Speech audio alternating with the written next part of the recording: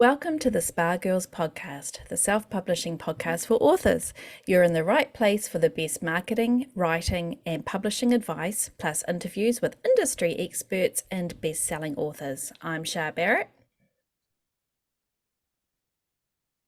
I'm Trudy J. We're here with Cheryl Phipps, who's on mute and can't talk.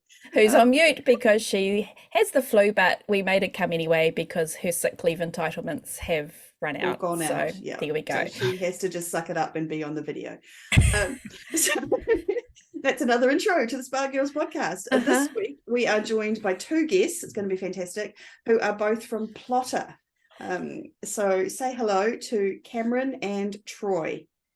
Hey guys. Hey, how are you? Hi, great to be here. Awesome. So I'm going to read you the bio quickly, and then we're just going to get right into questions because I'm a Plottr user and I'm going to ask you all of them. So be prepared. Great. You're like, oh my God, no, what have we done?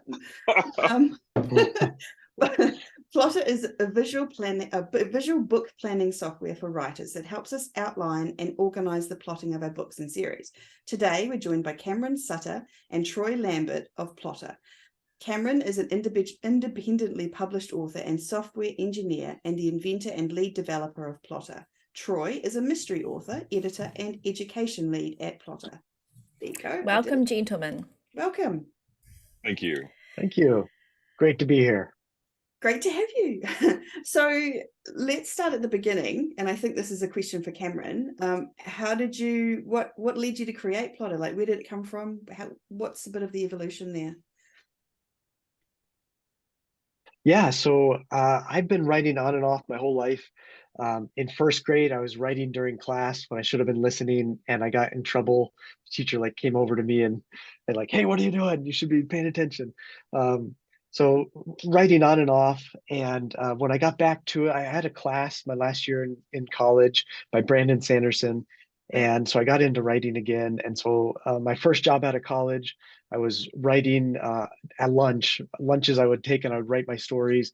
And I started a group there, and we were just daydreaming about what would be the best tool. Because we tried a bunch. We tried spreadsheets and index cards and different things to plan out our stories. And we kind of came up with this visual way of, I saw the story threads kind of weaving together. And like, there's got to be a tool that does this. And there was nothing. There was nothing that did that. And so I was like, well, I'm a software engineer. I'm going to build it myself, and so I started building it. The people in my group liked it, and so I thought there was some merit in it. I started using it for my own books, and I really loved it. It changed the game for me. And then I started spreading it. I put it on a couple forums to see what people would think, and it kind of spread. I went to a conference once a year. That's where I met Troy. He saw me at a booth one year. And then in 27, so that I started it in 2014. In 2017 is when it became a paid thing. I was just doing it still in my free time.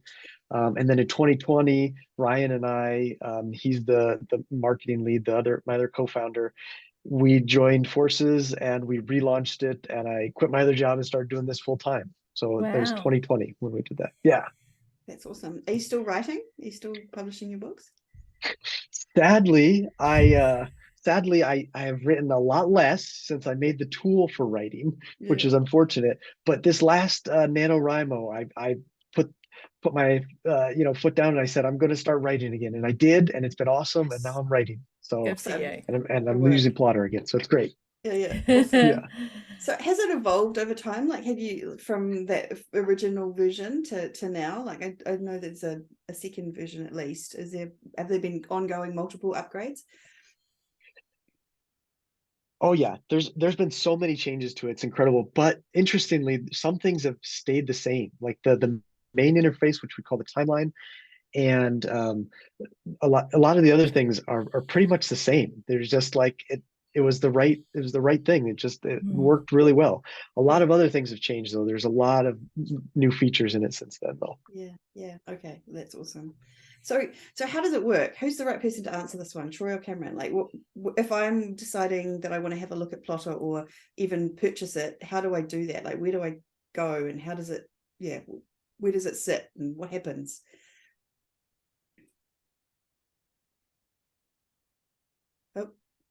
You want to answer that one, I Cameron? think You want me to answer that one? I can answer sure. that one really quick in that. Sure, yeah, Uh, go for it. okay, sorry. So the easiest place to start is just to go to plottr.com, which is Plottr without the E, .com. As you can see it behind Cameron's head on that sign back there. And that's the easiest place to start. I mean, we have a free trial. We have all kinds of documentation, all kinds of YouTube videos. You can find our YouTube channel through our website. And so you can learn a lot about Plottr before you even make the decision of whether you want to purchase it or not. And then another big advantage is if you purchase it and you don't like it, there's a 30-day money-back guarantee. Now, obviously, we love it if you tell us why you didn't like it, because that's really informative for people like Cameron who are on the development side, or even people like me who are on the use side, who to say, hey, maybe these are things we could do better or that we could improve. Because the one thing Cameron didn't say about the new features is that, like, almost immediately as soon as I bought it, Cameron would be like, hey man, he'd send me emails like, hey man, what do you want? And I'd be like, ooh, a series Bible would be really nice. Or, ooh, this would be really nice. And so most of the features that are in Plottr were ones that are suggested by writers Yeah. who are using it, who say, hey man, this would be a nice feature to have. And sometimes Cameron gives you that face, you know, the what I call his resting programmer face. And it's the face that says, like, how am I going to disappoint Troy, like, gently? Because, or how am I going to tell him that, yeah, that's a 1.5 year long project, buddy. And me, I just write words, not code. So I'm like, I don't care. Just let me know when it's done. But all of those features have been writer driven. Like, it started with Cameron and a few of us that were like, hey, he'd be like, hey man, what do you want? What are you interested in? But as it evolved and more people used it, of course, we got more and more feedback about what people want and what they need. So Yeah, that's brilliant. And so would you call it an app? We Because you download get it, so don't much you? feedback from people. So we've got a bit of delay. I think Cameron's Yeah, so delaying in it's how much he can hear. So if anyone's listening, that's what's happening. sorry. Not, yeah, it's okay. Keep going. Yeah, I was just saying we get tons of feedback from people and so many ideas. We're trying to build them as fast as you can and still do a good job at it. But to answer your question about where you get it, it is an app on your phone or your tablet. You can also, there's a web version, so just in your browser you can use it, or you can download it onto your computer. So in all the areas, all the places. All the places. Awesome. Okay, so go to website, download it. Oh yeah, Cheryl, what were you going to say? I was just going to say, and by downloading it on your phone, they will all talk to each other. You know, it'll be all synced with your laptop or whatever, so you can use it on all.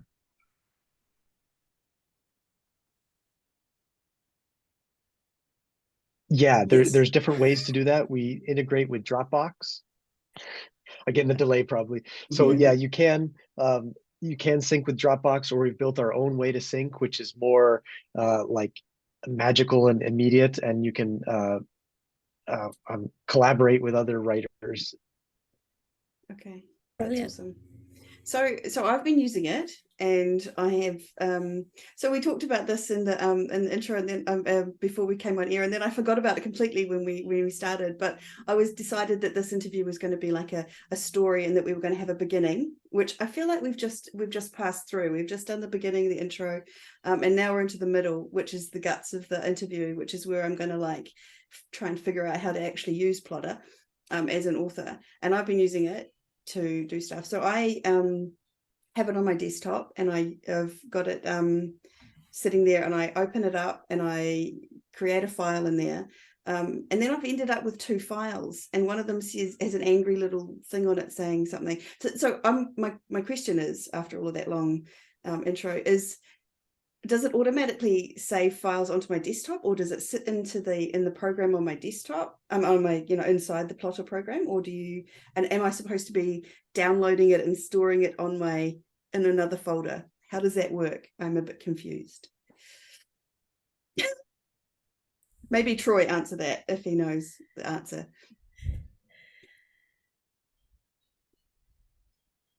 Well, actually, I mean, that's probably So it depends. So if you're using Plottr Pro, things sync automatically. Now, before we had Plottr Pro, I would save my stuff to OneDrive.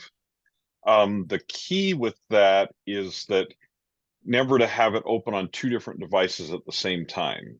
Otherwise, because it has an autosave feature, and Cameron can talk about how fast that works and all that stuff, because that's those code things that I don't understand. They just tell me it does things really fast, and I believe them. But I would save it to like OneDrive and just not have it open on two different things at the same time. So if you're getting one that has an angry little icon, it probably means I moved it you have to the a trash. second. Oh, you moved it. But I've got the well, other one then and another. I think I must have downloaded 2 of them or something. And I two don't know. of the files probably, Yeah, or you like- have them in two different. You might have them in two different locations on your computer, and it might be. But whenever you run into software issues, like weird issues, like there's sometimes when I break Plottr because I do things that are weird, because I'm like the education guy, so I'm like, let me try something new, and then I like, hey Cameron, I broke my file. But you basically email support at plottr.com and they Yeah. can sort that out for you and help you understand Yeah, what's yeah. actually happening. Yeah, I kind of think it's because I downloaded 2. It's fine. It's not, and it's not an issue with Plottr. It's a user issue. So, well, I'm Most not... software things are, to be fair. Anyway, so sorry, you're going to say something, Shah? No, I was just going to say, so if you're like, here you are, Trudy, I'm being Trudy. So when you open it, where do you start? Like, where do you start? Okay, so where you start is you start on one of two screens. Either you'll see a dashboard which says, hey, create a new file, because you don't have any, like you're brand new.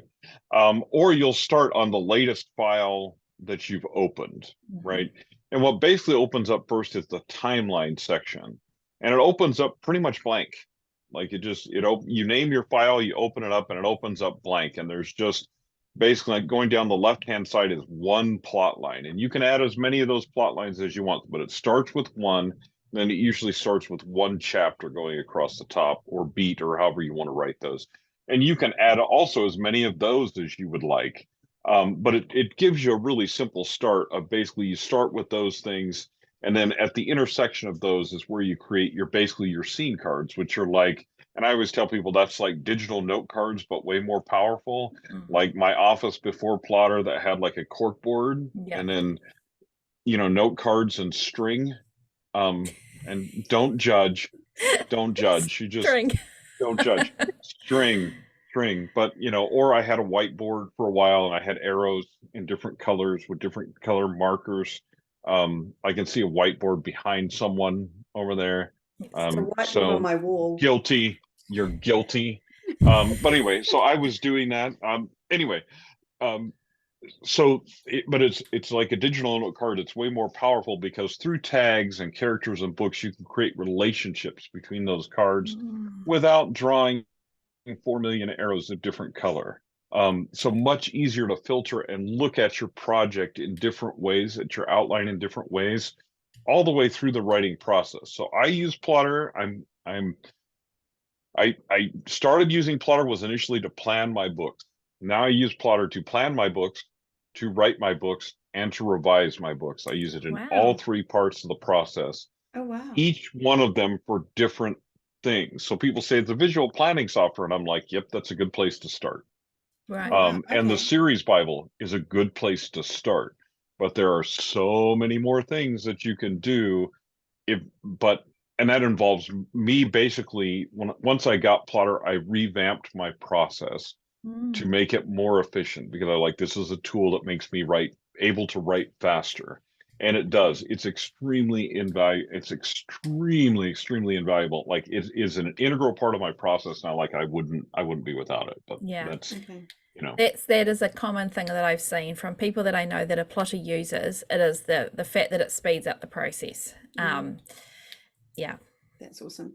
So, okay, I really want to talk about how you write and edit in there. That's definitely, but I'm just going to keep talking about the opening the file, because I'm like, just want to make sure that people kind of understand how kind of easy it is. And so you've got the templates in there as well. So if you kind of go, oh, I don't know how to do this and I'm not sure, you've got templates that you can so you're on the main page. You can open it says open a file.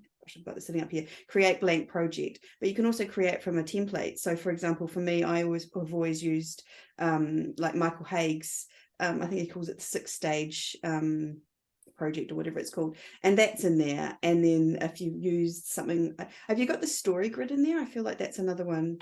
I'm not sure, but anyway, there's heaps of them anyway. Yeah.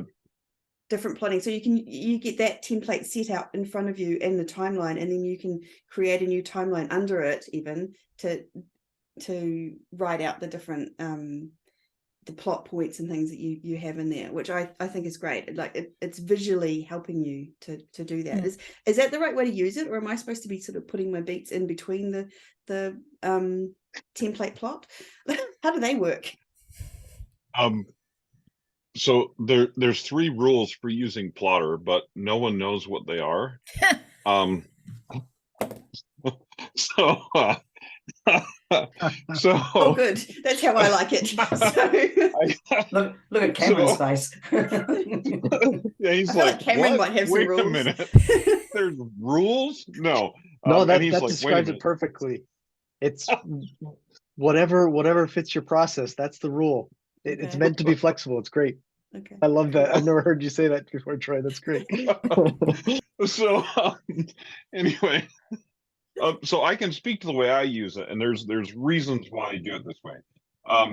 So in the templates, you'll notice in the scene cards of the templates, there's a little line that says add your details above here. I don't ever do that. And here's why. Here's the reason why. So I create another timeline, and I put my scene cards on that timeline that relate to that part of the template when I'm planning, right? The reason is, what if I want to change templates? Because you can. When you click on the thing to add the next plot line, you can add a template there. And so I can even compare templates. So I can say, well, I thought I was going to use Romancing the Beat, but guess what? I don't like it for this particular story. So I'm going to switch and use something else. Well, if I have added my details in the scene cards in the template, then I have to copy and paste them out of there, right? Me no likey. So I just add another template there and then delete the original one I was using. And my stuff is still in the scene cards on that plot line. The other thing that I do with that is, so that's how I engage in the planning process. And my planning process is fairly loose in that my scene cards that I create that are related to those templates are writing prompts, really. It's a title and a paragraph of what I'm going to write that day. And I export that to Scrivener, and that's how I write, right? When I bring my stuff back in the revision process is when I get much more detailed, because what I'm doing is, so I often say becoming a full-time writer is basically giving yourself English homework every day for the rest of your life. That's what we do, right? I mean, and I'm excited about that. And some people are like, oh my goodness. I'm like, you're an accountant, right? So it's like giving yourself math homework forever. To me, that is like, that's where I would go in hell. You're in the accounting department. I'd be like, oh yeah.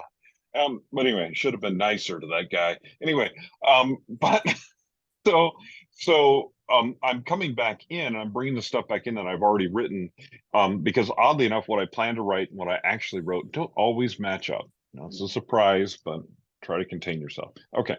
And then, so I bring it back in and I'm using those templates to check my work. Like, how did I do?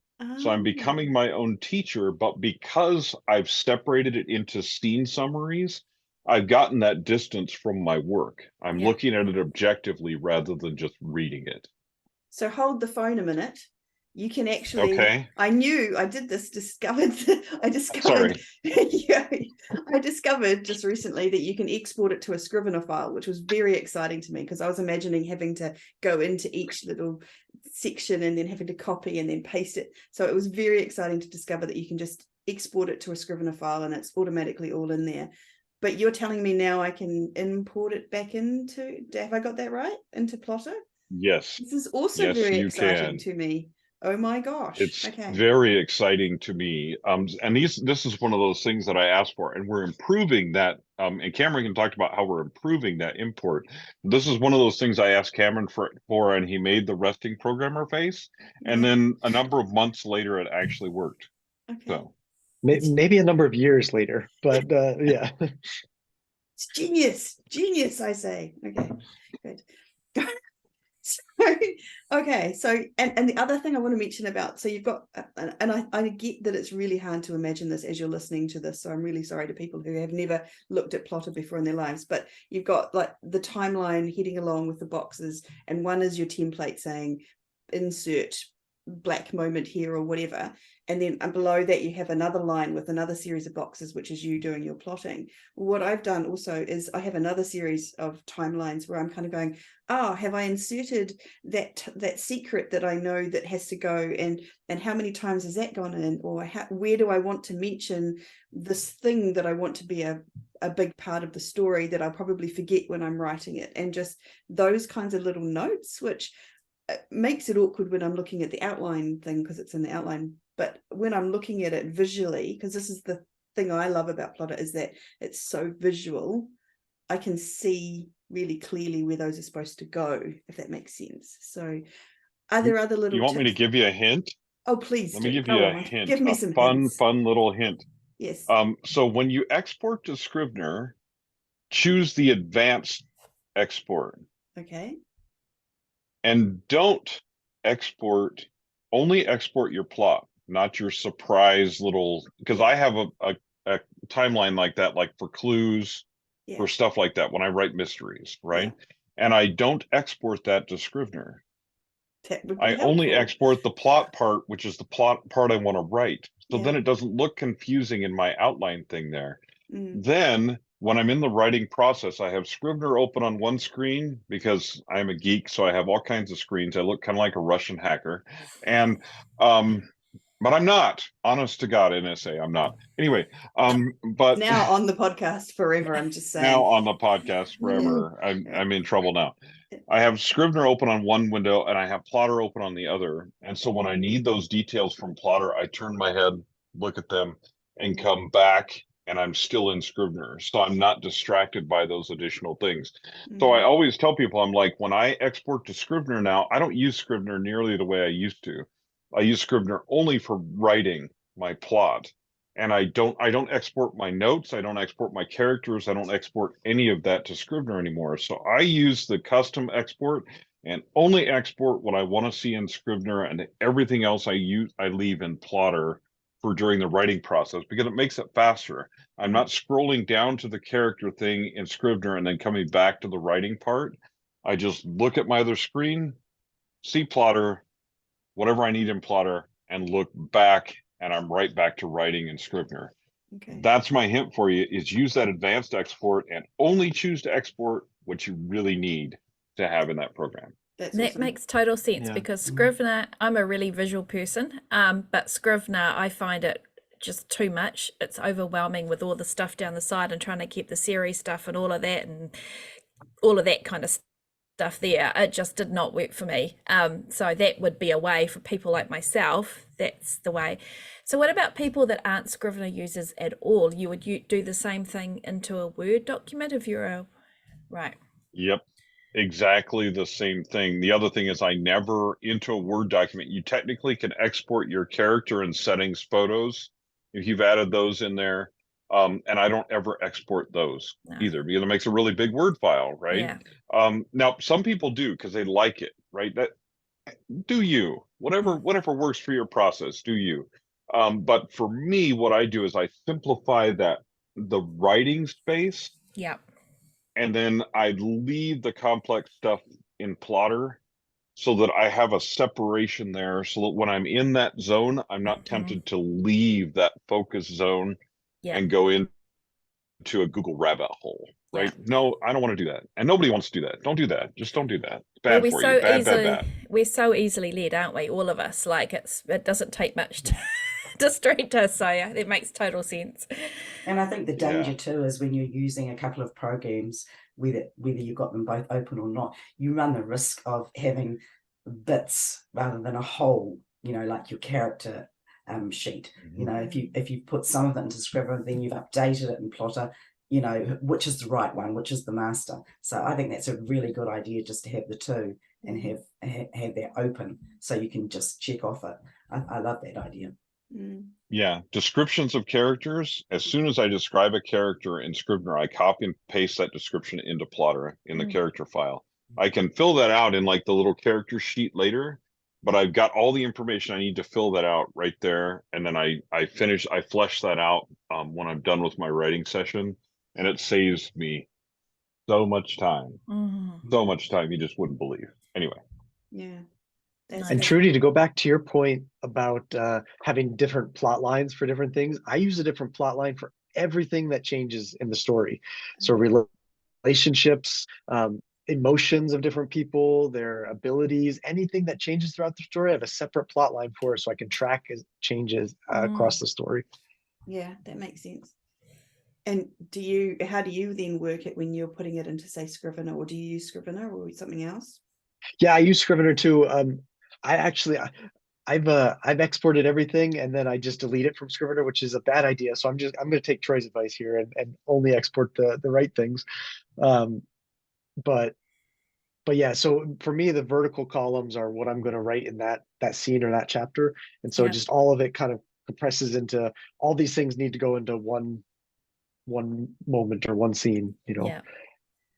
And I think what we just listening to you guys talking now, it just shows how different people use it, you know, like how we're all different. And that must be the challenge of building a software for writers, because, you know, it's like herding cats, let's face it. So, this is exactly what I did, right? Like, so I didn't watch any of the amazing tutorials or anyone else talking about Plottr. I'm really surprised by that, Trudy. You're one of those people that opens flat pack furniture and doesn't read the instructions, aren't you? Well, no, I do that. I always read the instruction of those, but only because I need to instruct my husband how to open it, not because I actually am going to use it.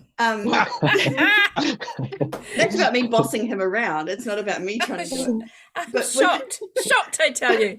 But so I just leapt in and just kind of went in and kind of, just press this button here and and so it's quite, you know, I feel like I haven't gone too far astray and haven't kind of, but I imagine lots of people do that, right? Like they just jump in. So you must have lots of different people using it in different ways. And yeah. So it's amazing. On our YouTube channel, we have tons of interviews with people, and I watch how they use stuff, and sometimes I go, man, I would have never thought of that, like never thought of using it that way. And of course, when I first started with Plottr, I just jumped in and started playing with it because there were no tutorials.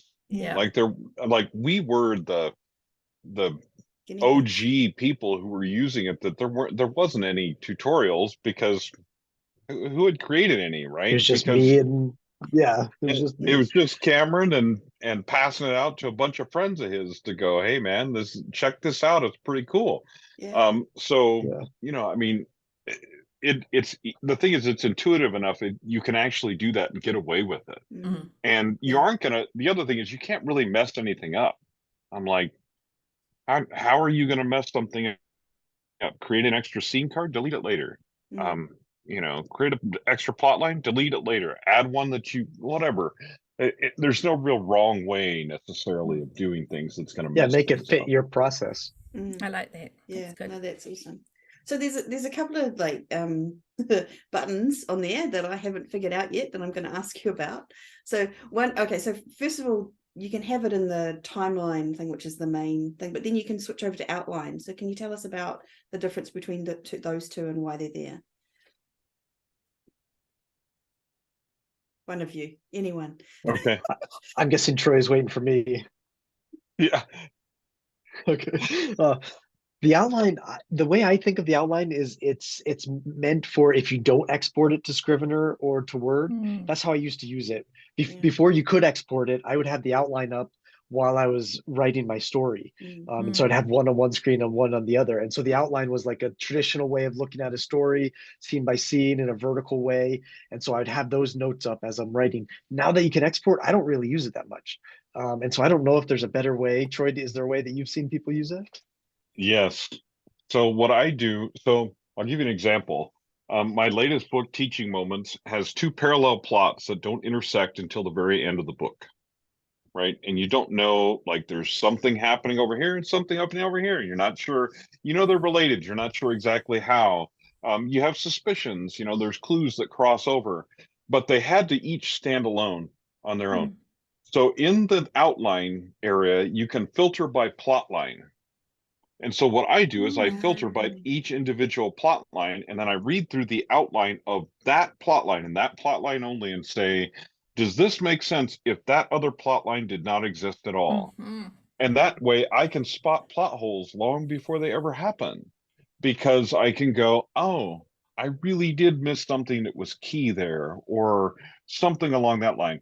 So I filter by plot line to actually check for plot holes. That's what I use the outline for. I don't use it for much else than that. There are other ways that I've seen people use it, but for me, it's a tool for me to spot plot holes. That's how I use it. And just going back to the whole concept of helping you write faster, that's another aspect that absolutely helps that, because there's nothing worse than getting to the end of something and then realizing that you've left this giant truck-sized plot hole. I actually used it as well, and I used it slightly different again. Because I like the visualness of the timeline, but you can't see all the text in the tiny little boxes. And so I went through that. I clicked over to outline, and it's all just, I can read through it then like it's a normal kind of document, and that kind of made it easier for me too. So I was just checking through and going, oh yeah, so that's all there. And I added more in. For this book that I plotted, I wanted to know all the universal fantasies that I had in each book, like Theodora Taylor's universal fantasy thing. And I could do it in the outline mode easier than I could in the timeline mode. So I went through and did that in the outline mode, and then went back to the timeline mode to sort of see whether that was, like I was switching between the two modes, and that really helped me. It was something about it made more sense to my mind to be switching between them. Cool. So, yeah. I think that falls under one of the 3 rules, but I'm not sure. Yeah, one of them. Who knows which one? Yeah. Nobody knows which one, but it falls into one of them. Yeah. Okay, so there are a couple of other buttons. One is called flip. What does that do? Hey, I'm too scared to press it. Just in case it flips me upside down. Press it twice. Your computer completely flips over on your desk. That's what I was scared of. Yeah, no. For some people, it just makes a lot more sense this way, and I'll explain it. Like for my wife, she and for Ryan, they see it the flipped way, and it makes more sense to them. But instead of going the horizontal way for the beats are going horizontally in the normal way, when you flip it, the beats go down the side and your plot lines are across the top. I know. Me too. Yeah, I know. Doesn't make sense to me, but some people that really makes love it sense to me. Yeah. Yeah. Now the way I've seen people use it that did make sense to me, because I don't like it the flipped way either. I always flip it right back because I'm like, oh God, I can't anyway. But I have seen screenwriters use it because instead of plot lines, they put act 1, act 2, act 3, act 4 across the top in the plot lines, and their scenes are what follows down from those. Yeah. And when I saw a screenwriter do that, I was like, actually, as much as I don't like using the flip mode, I like how that looks if I was writing a screenplay. I understand how that would work. So it's another one of those where there's different ways to use it, and I like the fact that the capability is there to do it. I don't use it, but there are things that I like that I see that's a valuable feature. I'm never going to use that. It's not going to work that way for me, but I do see the value of it. And 100%, we've had so many different authors on this podcast, and not even a single one of them would have the same process as another. Like so many different people with so many different processes. I'm sure I believe it. People out there, yeah. Well, here, let me give you one of my things. This is one of my Troy things that I talk about on a lot of podcasts. Okay, because I've discovered this over the years of just working with lots of different authors. So I work as an editor too. And what happens with almost every author is they choose someone that they admire or someone that they've connected with somehow, and they follow their process for a while, right? Or they come into Plottr and they choose a template, and they're like, I am going to follow this template for my stories. But inevitably, the most important words they ever say are the words, and then. They say, I took this template, and then, and they explain how they made it their own. I took this process with Plottr. People will tell me, can I imitate your process? Sure, you can imitate my process. I don't care, because what I know for a fact is they're going to imitate my process for a while, and then they're going to make it their own process. So I call it finding your and then. It's the same thing with the business of writing, with the process of writing, with using Plottr, with using any software, is you find your and then. That moment is the most important moment in anything that you're doing, is the moment when you take it and you make it your own. Because that's, in my mind, that's when you become a writer. It's not a certain number of words, it's not a certain amount of practice, or whether you write every day or you binge write every 3 months or whatever the case may be. It's when you find your and then and you develop that process of your own that works for you. That's the moment. That's So awesome. that's my Troy preaching. I'll get off the. So is that your pulpit inciting now. incident? So Troy, is that Yeah. your inciting incident, or is that the dark night of your soul? I Depends on think the that day. depends.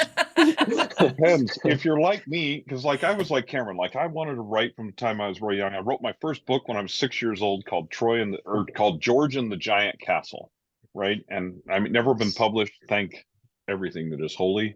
Then I've been writing my whole life. I wrote a bunch of novels in college. Last time I saw those, they were on a 3.5-inch disc in WordPerfect 5, and I'm so content for them to stay there. Thank goodness nobody picked them up, or somebody might have actually read them, and that'd be horrible for my life. But anyway, I wasted, of course, I wanted to be a writer, told all my my high school counselors and stuff, I want to be a writer. And they all told me how it couldn't be done. And so I believed them. And I wasted like 3 decades, what I call 3 decades of hairnets, name tags, and various careers, until I finally decided I better figure this writing thing out, or I didn't know what I was going to do with the rest of my life. So sometimes your and then moment does come at the dark night of your soul, because you're basically exhausted all your other options, and you decide, you know what, maybe it's time for me to, they said I could be a writer or grow up. And so I decided to become a writer, because it seemed like a lot easier thing to do. Yeah. That's awesome. Yeah. 100%. And after that really emotional and inspiring speech, now I want to know what the attributes button does. I feel bad going back to that, but there it is. Oh my goodness. The attributes lets you track what's important to you. And on the timeline, you can have attributes for each scene. Same thing for characters and places. You can have attributes for your characters and places. So if in your story you care about their superpower, or their hair color, or their planet they live on, you can set what attributes are important to you. In that, when you click the attributes button, it'll pop up a little thing where you can say, I want it to track hair color, or in the scenes, I want it to be point of view, or scene intention, or whatever. And then for each scene, you'll see those things you can fill in. Okay. And where does it sit in the box where you write about the scene? Is that right next to it? There's a tab right next to it. They'll say and you'll see the attributes right next to that. The thing to say about attributes is attributes are global, so they apply to every single scene that's in that plot, in that set of plot lines. We also have scene templates. Those are individual. You can apply those individually to scenes, and it won't affect the next scene over. Attributes affect every scene. Templates are individual. That's the difference between those two. So what would be the purpose of an attribute then? So just to remind you that that's like a global attribute, like point of view. So because what you can do later is you can filter your timeline by attribute. So you can see how many scenes, when you're in the rewriting process, this is especially useful. You can see how many scenes are from this character's point of view. Now, you can go, it's supposed to be a dual point of view book, and all of a sudden there is an 8-chapter span where I never go back to the other person's point of view. Whoops. Yeah. Right? Yeah. Whoops. Yeah. Well, now I can fix that in that first revision process before I go any further, because this is what inevitably happens. You inevitably write a scene that, like, you sat down that day and you need to explain part of the story to yourself. So you wrote it, right? and you write a summary of that in Plottr when you're going through the revision process, and you go, what in the world is that? When you go through the revision process, you just delete that, right? Or you go, like, I will use a tag in there, or you could use an attribute for it too, for the pacing of the scene. And so when I summarize each scene as I'm going through that first revision of my book, I give myself an honest tag. Was this a fast-paced scene? Was this exposition? Was it slow? I write mysteries and thrillers. If there's 4 slow scenes in a row, my reader is on Google, right? Or they're in the next Robert Dugoni book and they're ignoring Troy Lambert for the rest of their lives, right? So that enables you to filter by that. And then you can go, okay, I need to fix that before this goes any further in the process. So before it goes to your editor, before it goes to anybody else, you can spot those things right away. So that's why you would use attributes, is to like filter and monitor your timeline. And again, it's just another way to check your work by things that are important to you. So you were talking about like the universal Fantasies. Fantasy. universal fantasies, or like the theme, like the different theme of your story. You can see, does that theme resonate throughout here? I often use verb. I use goal, motivation, conflict, and verb when I'm creating attributes for scenes. Okay. Goal, what's the goal of the character in the scene? What's their motivation? What's the conflict in this particular scene? And you could even go as far as what's the resolution.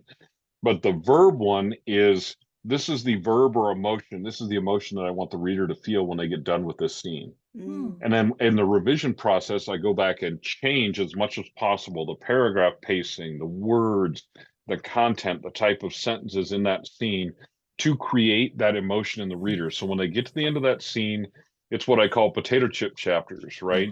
They go, just one more. Just one more. Next thing you know, their Kindle hit their face at 2 a.m. They're covered in orange fiction crumbs, and they don't know exactly what happened. And then they email you the next morning cursing, I stayed up all night reading your book. And you're like, wow, that's too bad. You want the next one? And, so so that's why you use those, is to check something you want to track and check with your work. So the attribute itself, so you click on the button and it comes up with a custom attributes for scene thing, and then you add attributes. So it could be add goal, and then inside each of the scenes or beats it says goal, and then you write inside it what the goal is, and then it just sits there. Okay. Yep. Got it. I'm going to use that now. That's awesome. I like how you just described your plotting process. I can see why people use your plotting process, because that's awesome. Okay, that's and the third one I wanted you to explain was the filter. So I guess we've kind of already explained that a little bit. That's what I was talking about but the important thing to remember about filter is you can filter by anything that you created, any tag that you created. You can filter by character. You can filter by that point of view. You can filter by, like I do, by fast, slow, medium, and fast for pacing. So you can filter by anything that you created, anything that you filled in. So the cool thing about that is you can look at your timeline in however many different ways, however many tags that you created, in whatever way helps you in your process. So I can filter by character and see that character was supposed to be a major supporting character, and they only appeared in the first half of the book. Now I didn't add them to any scenes after the midpoint. Oops, problem. Okay, what am I going to do to fix that, right? So you can use that to filter for literally anything that you created. So if you click down on that, you can filter by character, by place, by settings. So you can see which scenes happen in what setting. Anything you want to filter by.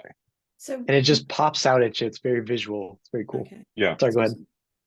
I was going to say, so, and I think I missed this, so maybe I'm asking the same question again. So what's the difference between a tag and an attribute? Is that, which you can use both for filtering, but what's the difference? So this is how I describe tags. Okay. So as you're going across the top of Plottr, you'll see that there's, your timeline, your outline, your notes, your characters, your places, and there's a space for tags. Tags is anything that you want to tag to add an extra layer of organization to your project.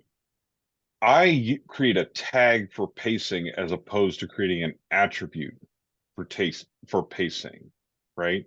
I can filter by either one. It doesn't really matter. This is part of the issue with having no rules, is that there are no rules, right? So there's probably 5 different ways you could set up a way to track your pacing. This just happens. I happen to do it with tags, but I also create tags for like point of view.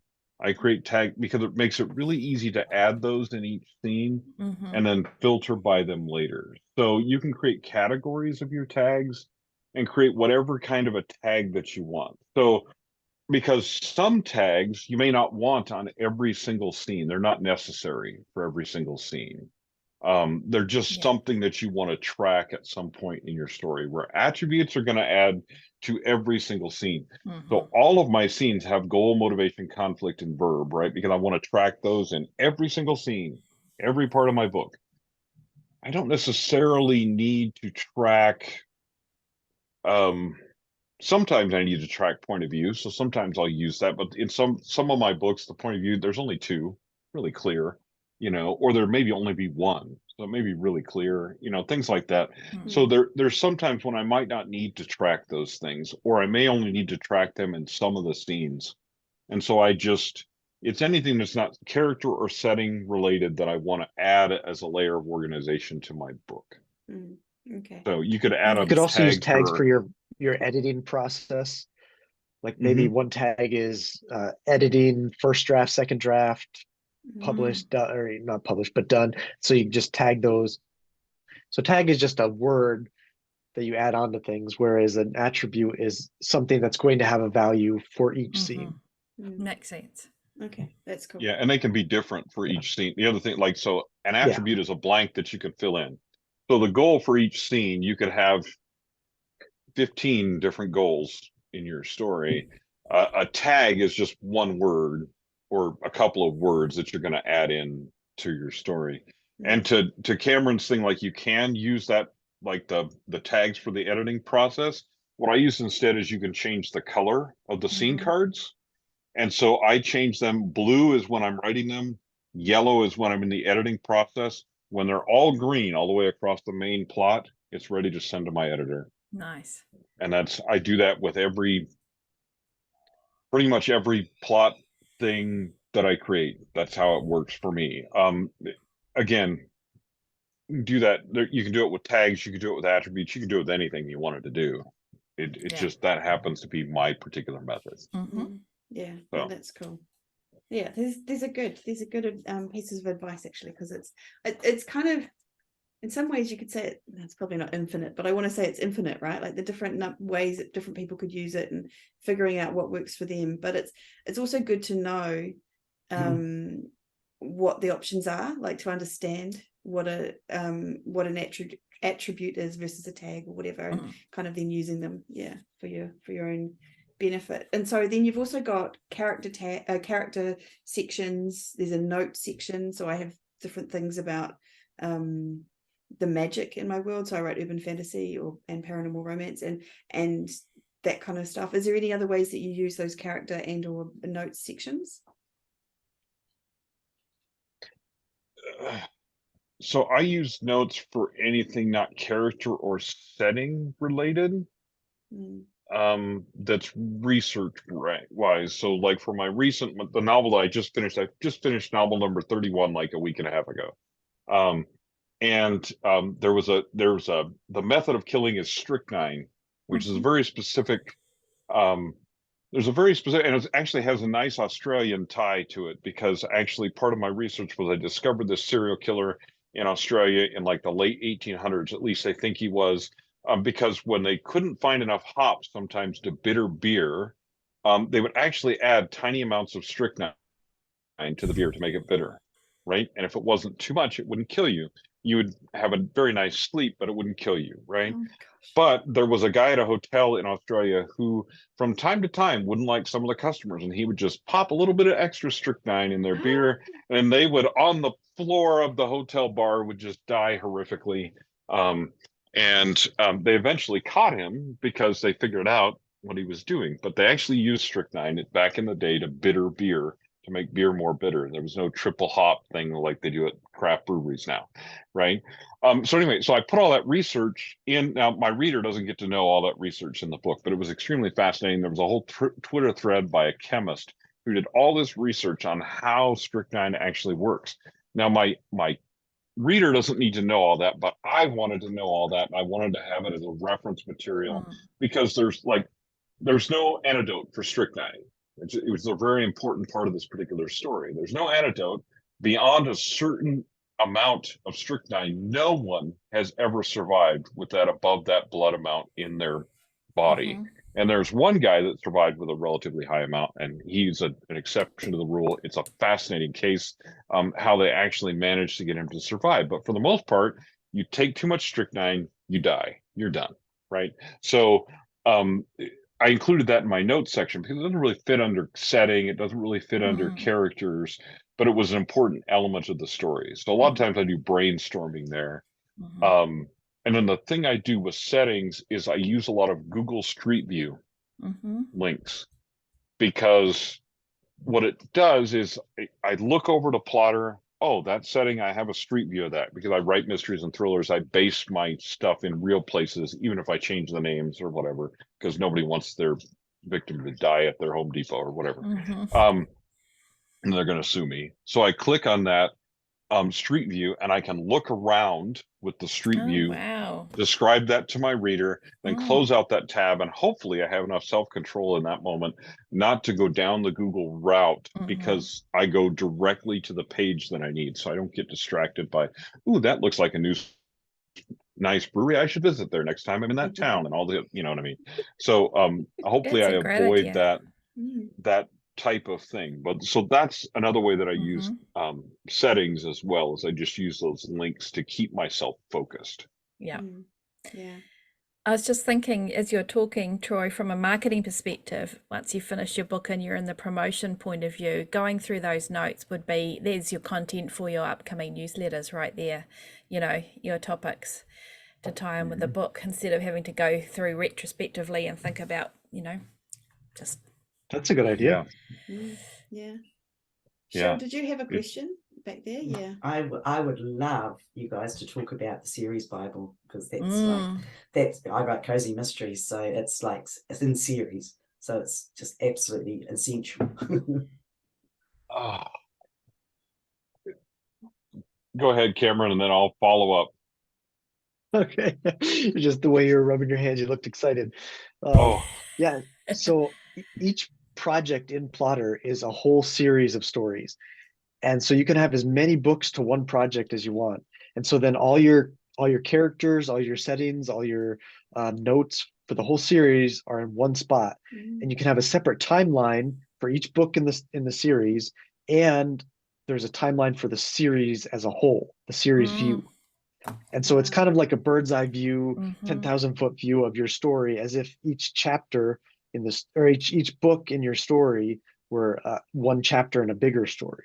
You know, that's the way I think of it. And so you can plan out the whole series, how a character arcs throughout the whole series, things that happen in between books that don't show up on the page. The series view is great for that kind of stuff.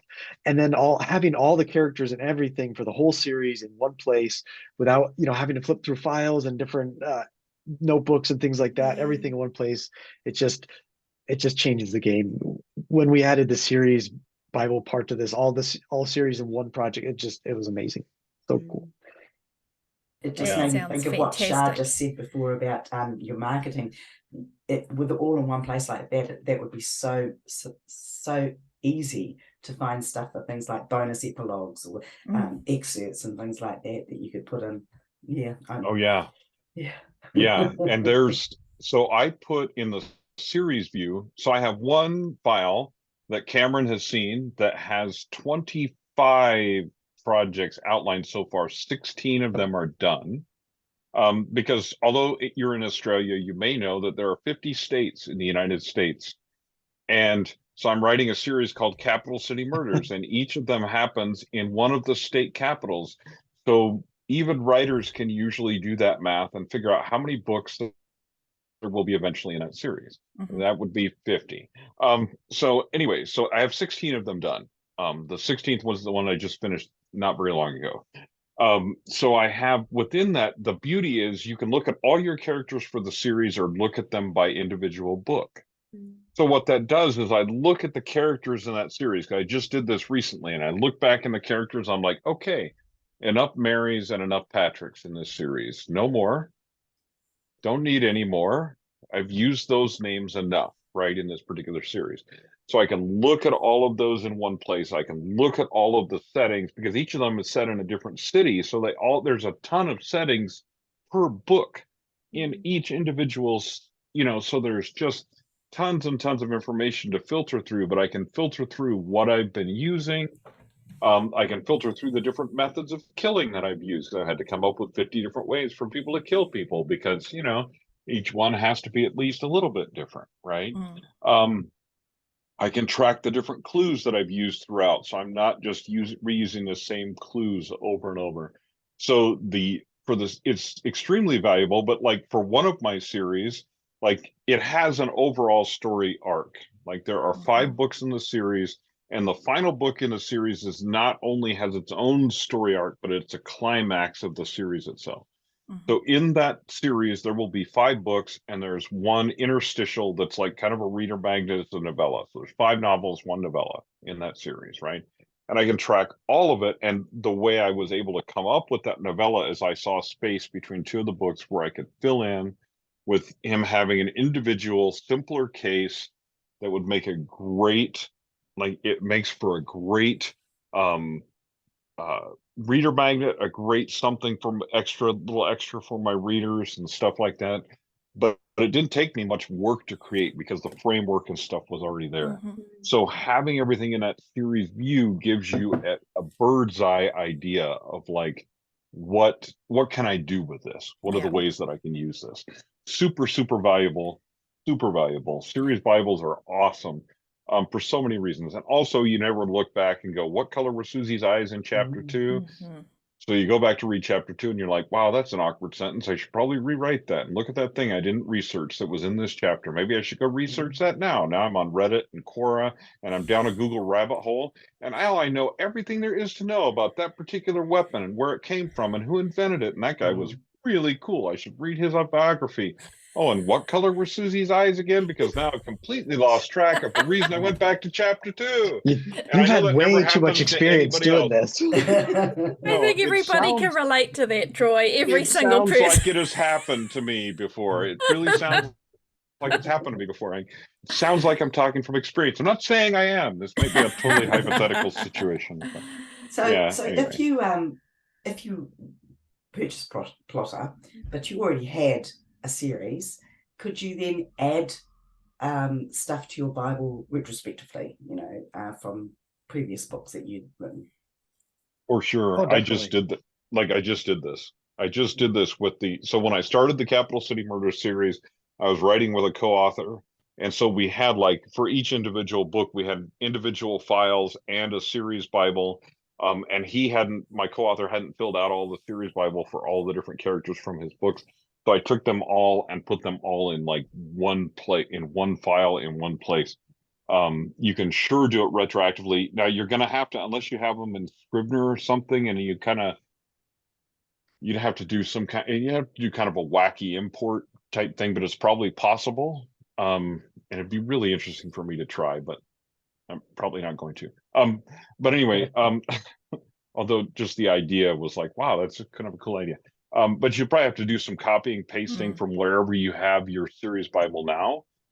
But in the end, that front loading of that work is going to be extremely valuable, especially if you're going to continue writing in that series. Yeah. Because you're going to have that single reference point that has, I just can't overstate the value of. It's one of the first things that and the integration with Scrivener were 2 of the first things I asked Cameron about, was like a series Bible. Give me a series Bible where I can track everything from one series. And it was, I'm telling you, it was an immediate game changer. As soon as that feature came out, it changed my thinking about the way I was tracking series and my writing.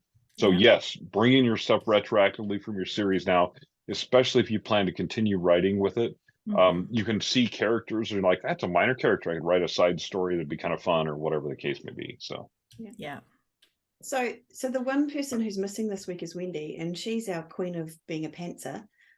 So I'm just curious, is Plottr useful for pantsers as well, or is this how does that go? Despite its name, which would make you think that otherwise, yes, it is great for pantsers. Because as Troy says, people all plot, they just do it at different times. And so for pantsers, it's great because they've already got their first draft done, right? But during the editing, instead of having to read through 100,000 words to edit, you just pull that out and put it in the Plottr timeline after the fact, and then you can edit it and go about your business like normal. So it's really great for pantsers as well. We didn't realize that at first, but now the more we see it, the more we work with people, it's pretty cool. Yeah, it's helpful for all stages of your writing. Yeah, yeah. The first draft for a pantser is what I call a zero draft. It's an outline draft. It's not even a first draft. It's a zero draft. And what you're doing in that is you're telling yourself the story. But now that you told yourself the story, you have this collection of, sometimes for some pantsers, it's okay. It's an okay story. But for some, it's a disorganized mess. Like you just wrote a whole bunch of crap, right? And you don't know where it goes. Like you don't know how it belongs together. You know where it goes.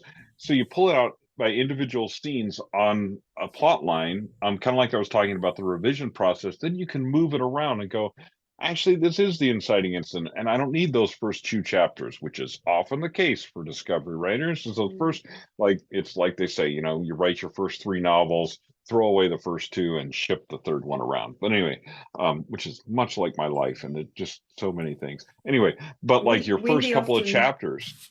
Yeah, you can just chuck those first couple chapters, because what you're doing is you're telling yourself the introduction to the story, and you're getting yourself into the story, but the reader doesn't need to see those. So there's many things that you include generally as a pantser that you don't need. So that second draft, I tell people, instead of writing 4 drafts, write 2 and maybe 3, by taking that planning process and inserting it between draft 1 and draft 2. Really take a hard look at your work and see what you've actually created and what the story actually is. Rewrite it one time and you're done. Yeah. And it makes the process a lot more fun. And that's part of the point of Plottr too, is to make the process more fun. This writing for a living is the most amazing and the most awful job that you will ever have. And it's great to be bipolar. And so like those 3 rules, you just get the gold is coming out. You just as soon as you know those 3 rules that nobody else knows. Anyway, so but you know what I'm saying is that the writing part should be fun. There's tons of other stuff about writing for a living that is just, it's work, right? It's work, but it doesn't matter. Like we still have to do that work. So make the writing process as fun as possible, because that's why we're all doing this thing. There are much easier ways to make a living. You can learn some chemistry, buy an RV, all those different things, just stuff your family can really get behind, buy some car washes, whatever.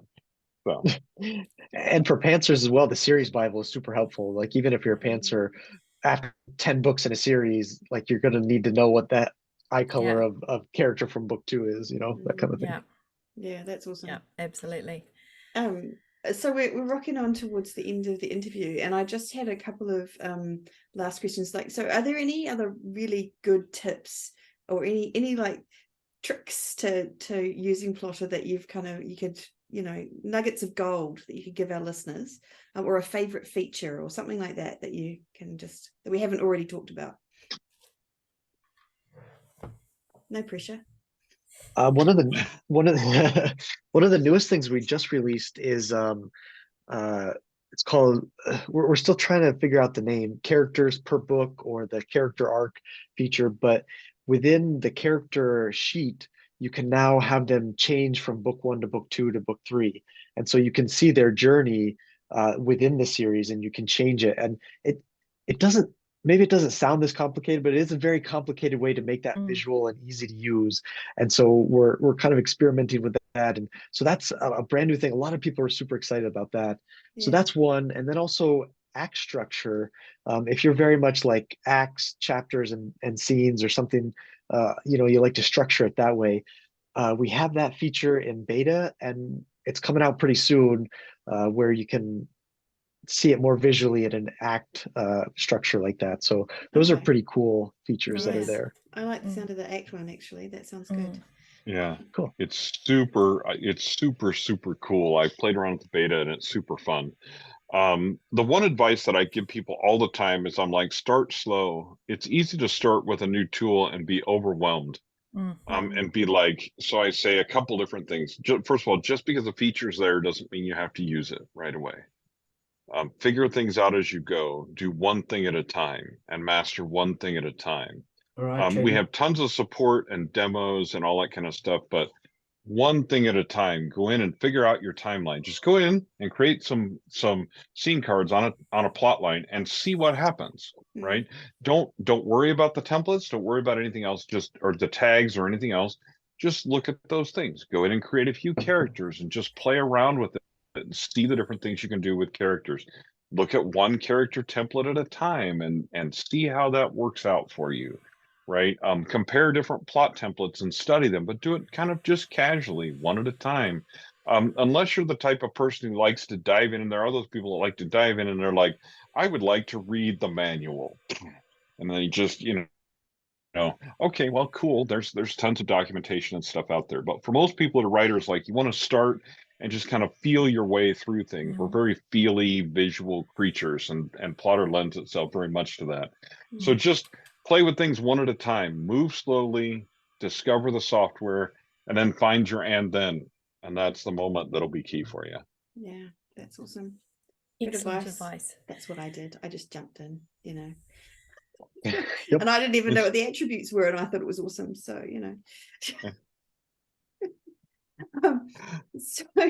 so one last thing is the price. So I'm curious, how do we purchase it?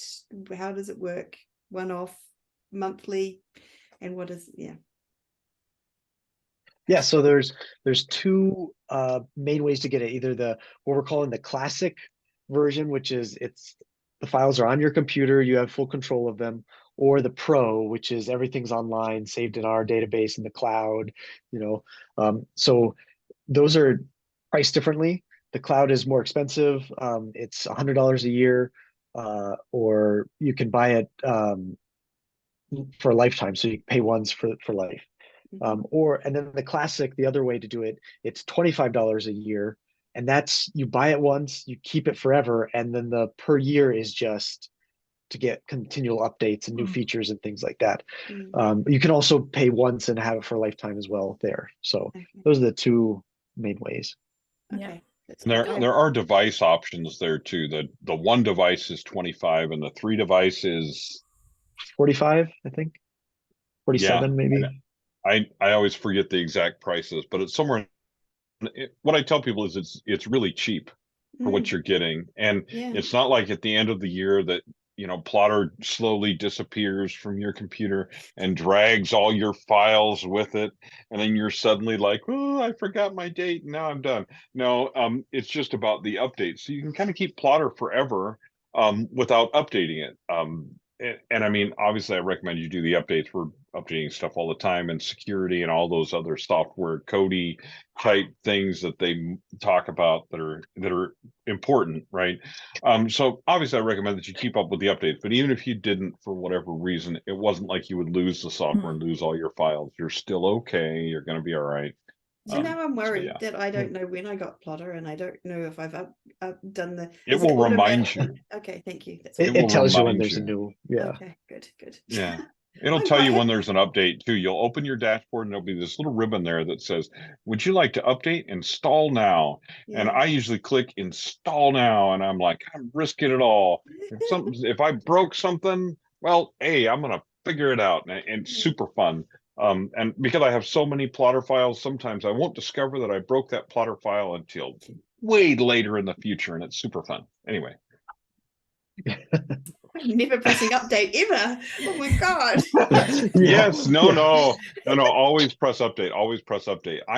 Here's like when we first did Plottr Pro, Cameron's like, why don't you just upload your files to the cloud? And so I'm like, okay, and I hit click, and all of a sudden, and they're like, we have never seen so many Plottr files before, ever, under one person's account. What are you doing? And I'm like, well, I give demos and I Yeah. have all this and I have this big thing. And it was pretty funny because it was just, so don't go by me because, you know, I'm out there and have been using it forever, but the updates are so amazing. I mean, just there's so many little things that happen that you're like, you won't even realize it until you're like using it again. You're like, oh, that was in the last update. It's so cool. But anyway, so always update. Always update. Is there a Facebook group or a community where Plottr users kind of can chat about things? Yes, definitely. It's called the Plottr Writer Community. Okay. I don't know. We'd have to send you the link. I don't know how to point you there. It's on otherwise. Facebook though. It's a Facebook group. Oh, Yeah. Yep. There's easy. a Facebook group and there are things like we have community templates on our website that you can access. So let's say there's actually somebody that created a really cool Save the Cat template just recently. It's in our community templates. But I'm like, hey, check that out. It's actually I like the way you did the structure. I've created my own Save the Cat template, but anyway, and that's another story. But so there's all kinds of ways to interact with other Plottr users, and there's all kinds of communities all over the place of people that are using Plottr. But that Facebook group is super active. I'm in there on a regular basis. I tell people, if you think that I might be able to answer your question, just tag me. I'll show up there eventually if I'm not on deadline for a book like I was the last couple of weeks ago, and then I ignored pretty much the entire world for a little while, but that happens, you know. But yeah, I mean, I'll show up and answer your questions, or somebody in there will be able to answer your questions. Yeah. So Cool. Awesome. We'll make sure that in the show notes we put all the links to purchase and to explore and to join the Facebook group. Yeah, that's awesome. So Great. what have you got any final things that you want to just add, or if you feel like you've said everything you needed to say? We love suggestions. Like Troy said, most of our good features have come from people's suggestions. So we love hearing feedback from people and ideas. Yeah. Cool. And our support is awesome. really great. I'll just give a plug for that. Troy is the other Troy, not this Troy. He's really great at answering people's emails, and he does a really good job. People love him. Okay, so that's good to know. But lots of support there if you're learning and trying to figure it out. And if you're scared or if you don't know how to do something, oh my God, that'll be me. I'm going to email hello Troy, the other Troy. My name is Trudy, and I'm a serial emailer. Now that I know you're there and I know your name. He will probably appreciate hearing from you. It'll be great. He'll love it, right? I'm not crazy at all. Okay, so if where's the best place to find you or find Plottr? Where do we go? Start with the website, plottr.com, and use the Googles. We're all over the Googles. So you can find us all over there. YouTube and Facebook. YouTube and Facebook are the primary ones. We're on some of the other social media things, but those are our primary places you can find us. And give us a shout when you're there. We'd love to hear from you. Awesome. Yeah, awesome. That's so great. And where can we be found, Char? We can be found at the same places. We can be found on Facebook and at spargirlspodcast.com, and on YouTube channel, which is growing exponentially each week, which I'm delighted about, because now I've stopped begging for people to subscribe, but they're still subscribing, so we really appreciate that. Yeah, I think it might be because we've stopped begging for them to subscribe. Maybe. But that begging got us to 1,000 subscribers, Trudy, and I have no shame about that, so it's okay. We're okay with that. Awesome. Thank you guys for joining us here on the Spa. We've really appreciated it. I feel so much more enlightened about Plottr now. I'm excited.